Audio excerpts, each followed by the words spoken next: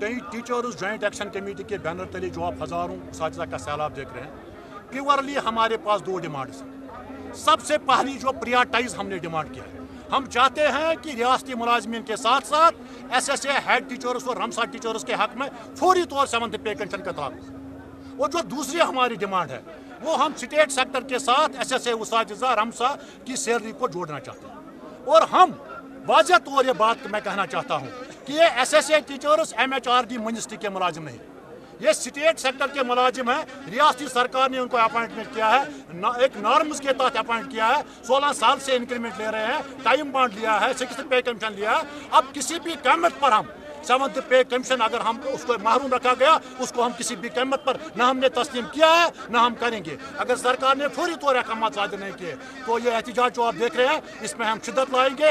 हमारे उसातिज़ा के हमारी फैमिलीज भी हमारे साथ सड़कों पर आएंगे। मैं आपके माध्यम से यहाँ की हिज एक्सेलेंसी गवर्नर साहब तक ये बात पहुँचाना चाहता हूँ, वो उसातिज़ा बरादरी की बिल्डर्स ऑफ नेशन के दर्द को समझें और उनके हक में 7th पे कमीशन का फौरी इतला करें। जो है ये जो है असातिज़ा किराम यहाँ पे जमा हुए हैं, अपनी मांगों को लेकर यहाँ पे ये एहतिजाज कर रहे हैं और इनका यही कहना है कि जब तक इनकी मांगें मानी नहीं जाती तब तक ये एहतिजाज बिल्कुल ऐसे होता रहेगा।